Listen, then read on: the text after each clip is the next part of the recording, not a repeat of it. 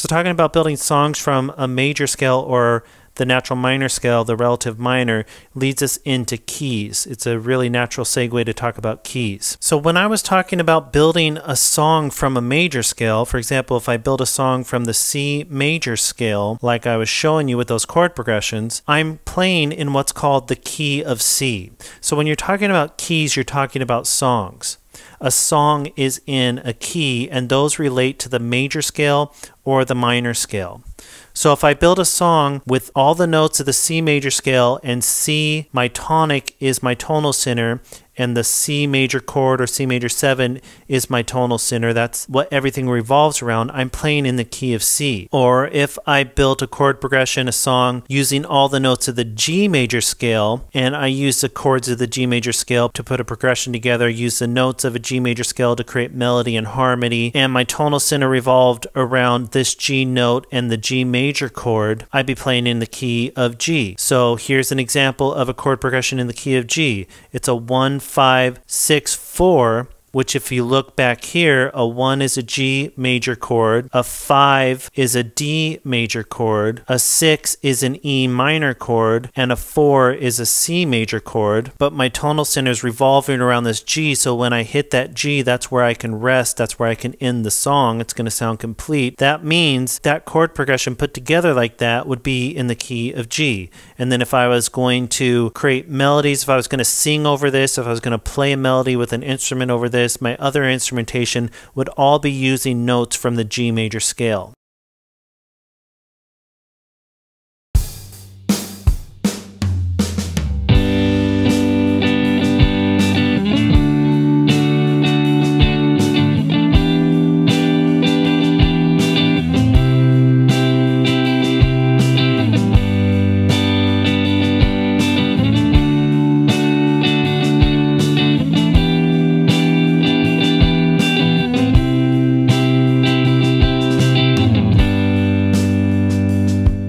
Or I could create a song using the relative minor, using the natural minor scale, like we talked about. And if I did that in the key of A minor and used chords from the key of A minor, and everything revolved around the tonic, the A note, and the A minor chord as the one chord, then I'd be playing in the key of A minor. So here's an example of a song in the key of A minor. A 1, 4, 5, 1 would be A minor, D minor, E minor, A minor. I've written these all as seventh chords, but those all put together in that way where A minor is my tonal center, and when I go back to A minor or A minor 7, it sounds like I can rest there, I can end the song, then I'm playing a song in the key of A minor.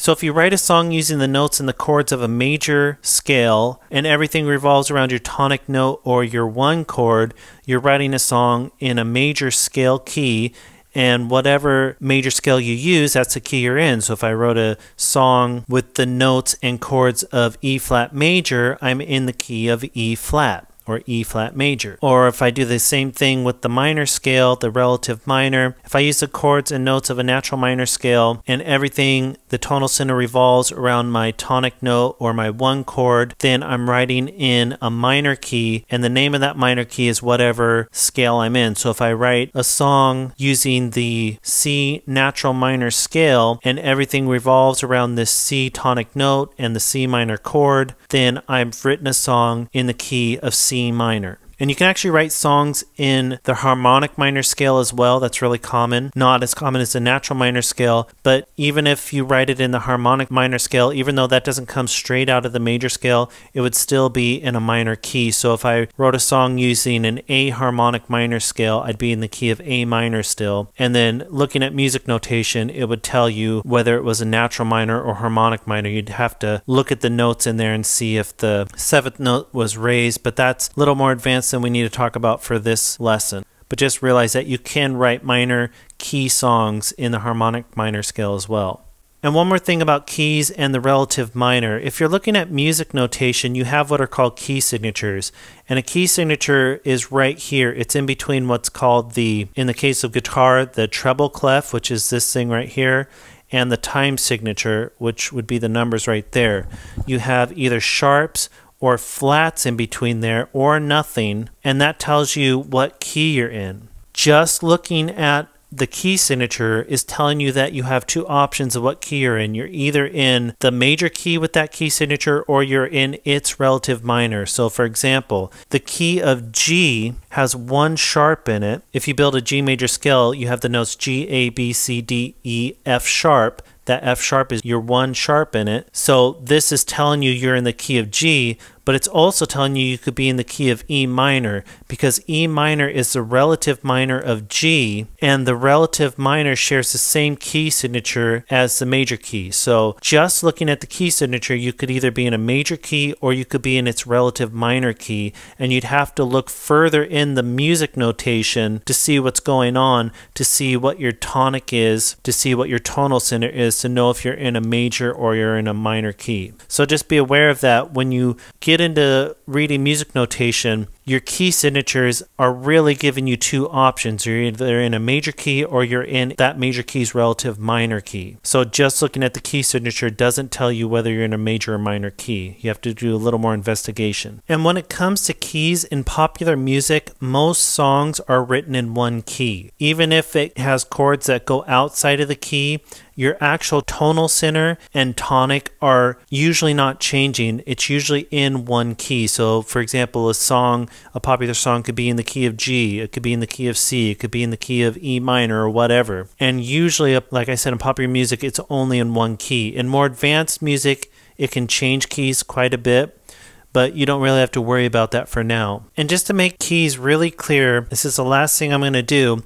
I'm going to take this chord progression of 1, 5, 6, 4 in the key of G, which are the chords G, D, E minor 7, and C. I'm going to play those as a chord progression, and then I'm going to add some melody and some harmony to it. And all the notes that I use to add the melody and the harmony are going to be straight out of the G major scale. So the only notes I'll use are G, A, B, C, D, E, or F sharp. I'm not going to use any other notes. And that means I'm in the key of G major. I've taken the G major scale and I've created my harmonies and melodies from it. All my chords are coming from it, and all the melodies and other harmonies that I put on top of that are straight out of the G major scale, the notes of the G major scale, which means I'm in the key of G. And then I'm going to do a little soloing over it. I'm going to improvise over the top of it. And when I do that, again, I'm just using notes of the G major scale. So that's what it means when a song is in a specific key. You're taking a major scale or a minor scale and using all the notes of that scale to build your chords,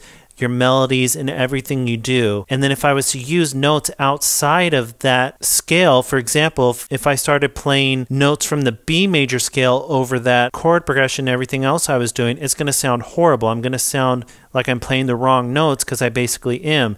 Because you can see most of the notes of the B major scale aren't in the G major scale. The only notes that are B and E. So when I hit C sharp, D sharp, F sharp, G sharp, A sharp, if I hit those notes over what I was doing in the key of G, it would sound horrible. It would sound off. So here's an example of a song in the key of G.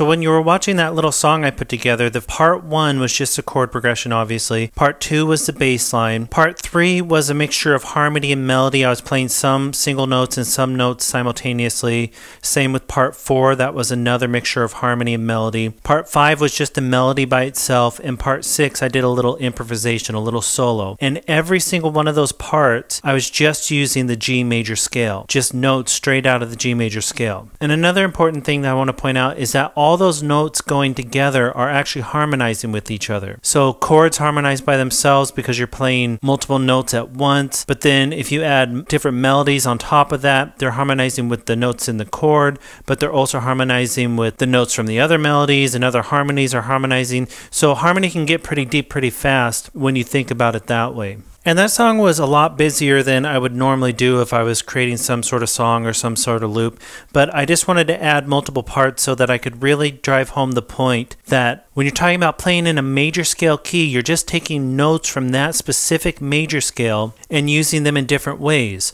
Every single part I played was from the G major scale, so that little song would be in the key of G major.